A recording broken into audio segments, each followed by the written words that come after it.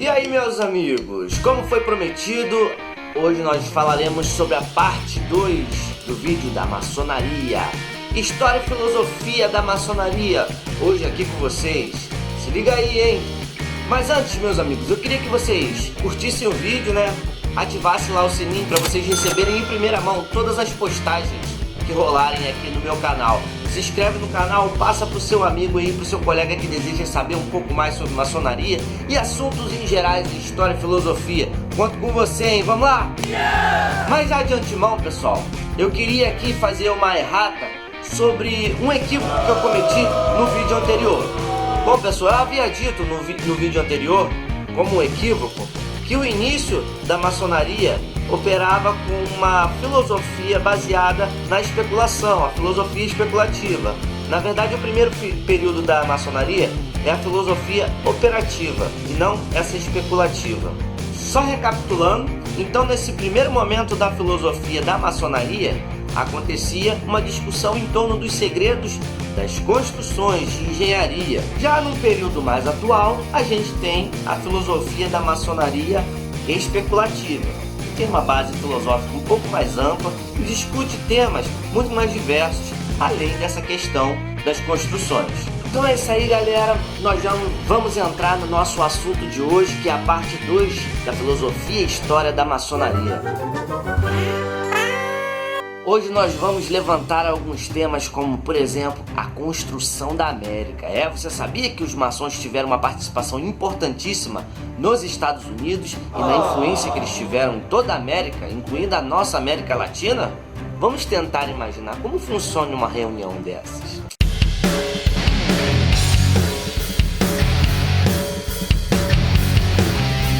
Queimem o fogo do inferno, pecador!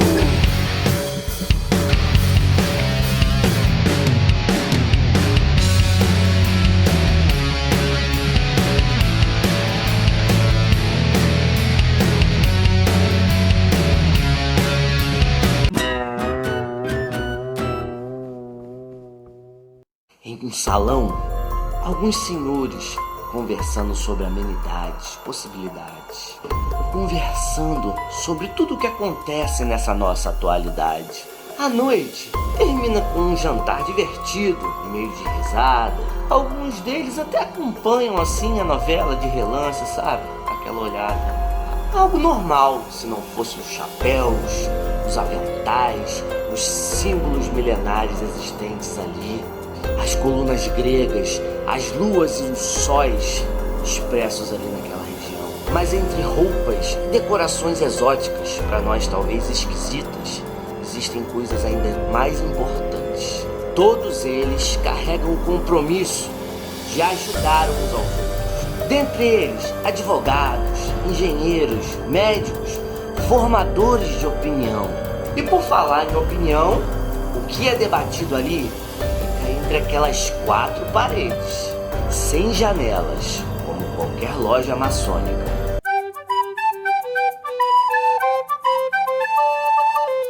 Bem, a maçonaria pode não ter lá mais aquele poder de fundar revoluções, de criar países, mas ela continua trazendo para nós esse imagético bem misterioso, não é?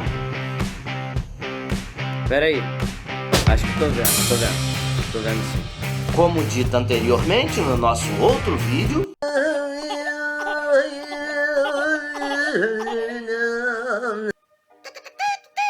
é preciso, para entrar na maçonaria, ser homem e acreditar em Deus. Mas essa aura de mistério entre os maçons, uma coisa muito antiga na história deles. Desde os primórdios, do início da maçonaria, esse mistério carrega essa história até os dias atuais. Mas alguns teóricos passaram a ter uma visão muito diferente sobre essa origem da maçonaria, sobre como tudo começou.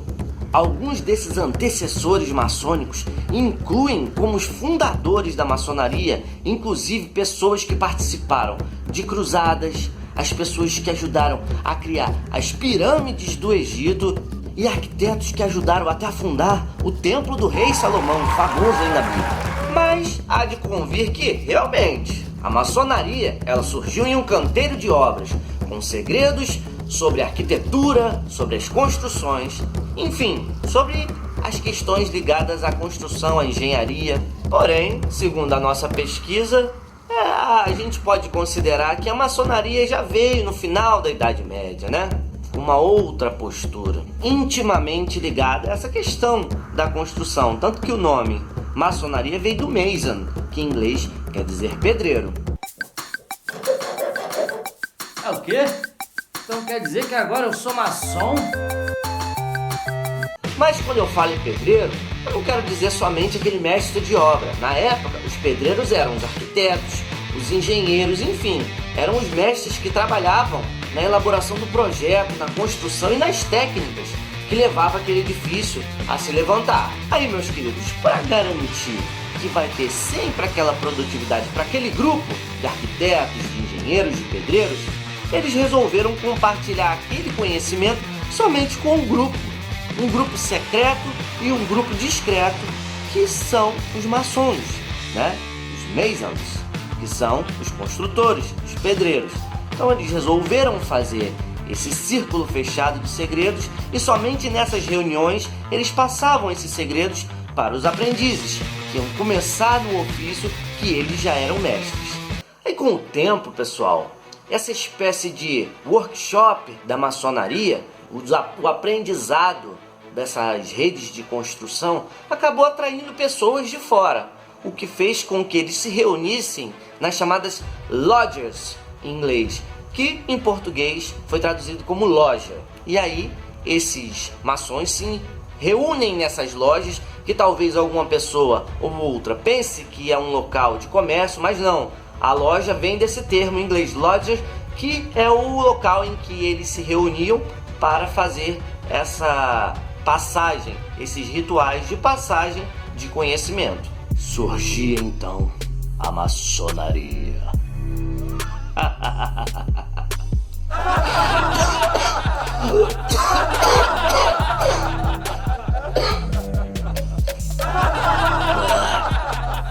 Pronto, enrolei.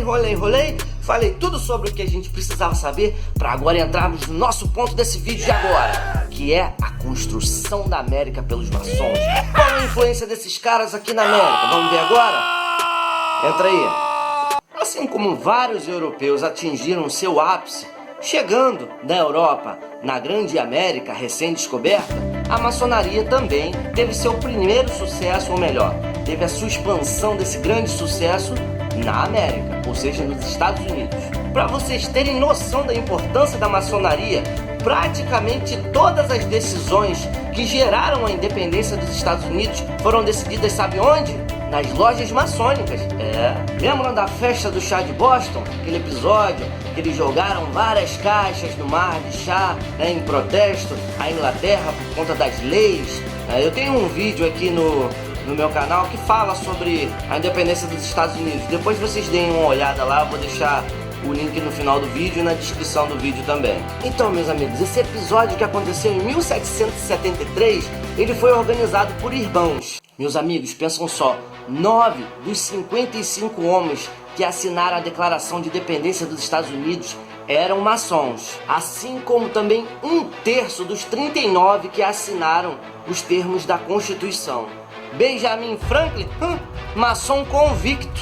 George Washington, grão-mestre da loja de Alexandria. Há relatos de que ele apareceu com um avental da maçonaria no lançamento da pedra fundamental da cidade de Alexandria. E por falar em capital, basta vocês darem uma pesquisadazinha no Google que vocês vão ver as várias referências à maçonaria que existem na cidade de Washington, nos Estados Unidos. Dá uma pesquisadinha que vocês vão ver quantas referências em todas as partes da cidade existem sobre a maçonaria. Quer dizer, os caras marcaram o território deles, eles construíram aquilo ali. Eles querem dizer, ó, fomos nós que participamos, fomos nós que decidimos. Olha o poder da maçonaria. Em 1776, após o sucesso da independência dos Estados Unidos, os maçons começaram a impor várias ideias que se proliferaram pelo mundo. Meus amigos, para vocês terem noção, no final do século XVIII para o início do século XIX, ser maçom era uma coisa assim cool, maneiro, é aquela parada legal de ser praticada, tá ligado? sabe? É uma coisa assim muito legal de ser praticada. Até porque nesse período, né, que eu acabei de falar, no final do século XVIII para o início do século XIX, os maçons eram simplesmente as mentes mais inquietantes, porém aquelas mentes que mais promoviam as mudanças, que promoviam as ideias mais libertárias. Podemos sim dizer que no DNA do maçom existe a questão muito intrínseca à sua prática dos ideais que fomentaram a Revolução Francesa: liberdade, igualdade, fraternidade. É claro que seus principais líderes, como Danton e Robespierre, não eram maçons, mas a Marselhesa foi fundada, sabe onde? Na loja de maçonaria de Marsella.